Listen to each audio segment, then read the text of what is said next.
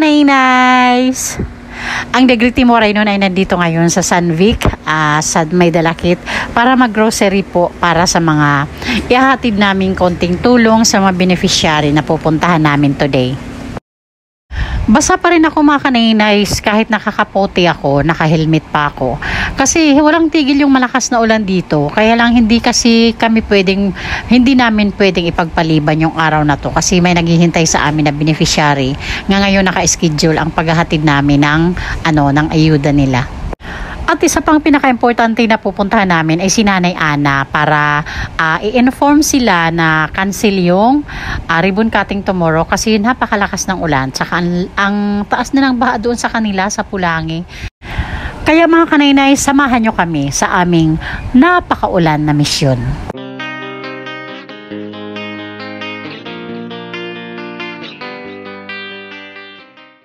Mga Kanainays, nagulat kami na sa ilalim ng malakas na ulan at napakalamig na lugar na ito, nandito si Janina, nakita namin. Itong si Janina mga Kanainays, kung napanood nyo yung unang upload ko sa kanya, natagpuan po namin siya sa gilid ng kalsada na nagluluto na walang damit pang taas. Sa pangalawang pagkakataon na ito mga Kanainays, nakadamit siya pero nanginginig siya sa gutom at ginaw. Kaya tara mga Kanainays, hanapan natin siya ng masisilungan. Lagi kami may baon kami na mga pang-snack. Ito natin, hindi natin pagkain. Kumain ka natin din nila? Ha? Ano may si Kanainay, meron siyang dalang damit.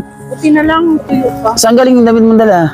Ibigay ko sana kay Nanay Ligaya sa bubuk. Kay Nanay Ligaya? Oo, bigay na lang natin sa kanya kasi mas basa siya eh. Oo. Kumain ka na?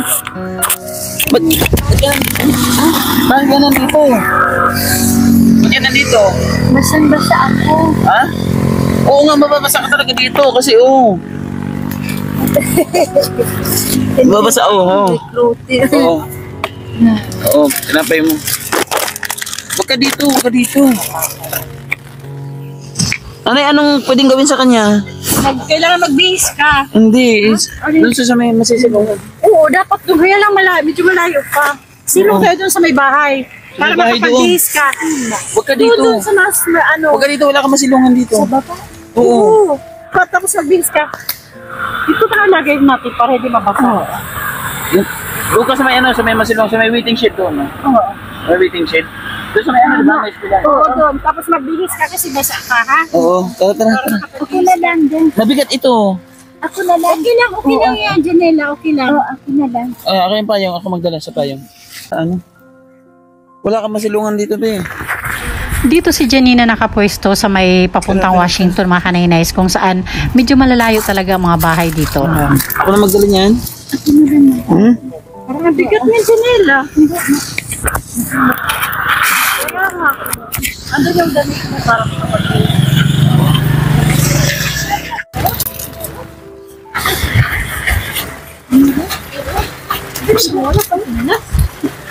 Basang-basa siya. Ako na, mabigat yata yan.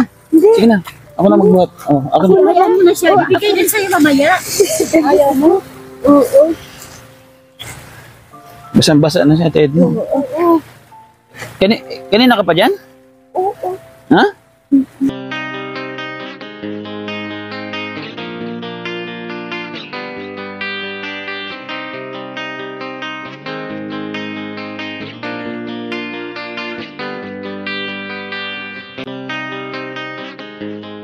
Naghahanap ng bahay na masisilungan pag ganyang malakas ang ulan o ulan. Ay naku, magkakasakit ka talaga niyan. Tapos hindi ka pa kumakain? Hindi ka pa kumakain? Oo, masod niyan, gutom na po siya. Titingnan mo, malalayo yung bahay dito.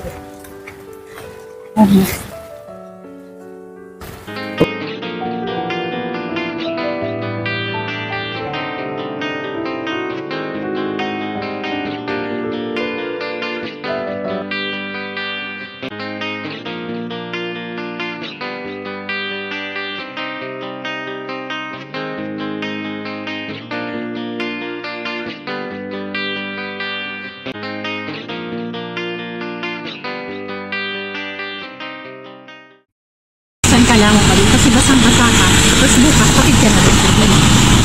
Ako lang, sabay ka muna. Bigyan kita ng pera. Bigyan kita ng pera, ha? Hindi mo naman ka na mamasay kasi hatid ka nga. Bigyan kita ng pera.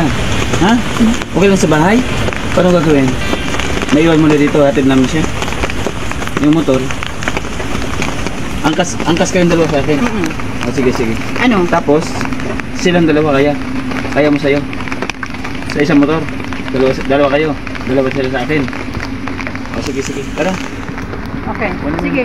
Okay mga kaninays, andito na kami sa bahay ng aming head na si Joey the Great.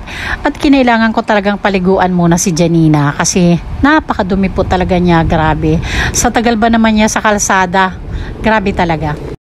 At syempre mga kaninays, kailangan na niyang kumain ng rice kasi kanina snack lang yung dala namin. Kailangan niyang kumain ngayon.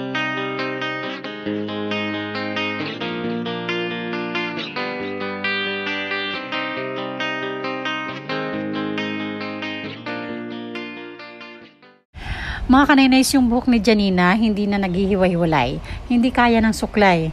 Kaya naisipan namin na siguro kailangan lagyan namin ng gata ng nyog para lumambot at madulas, maging madulas para masuklay siya.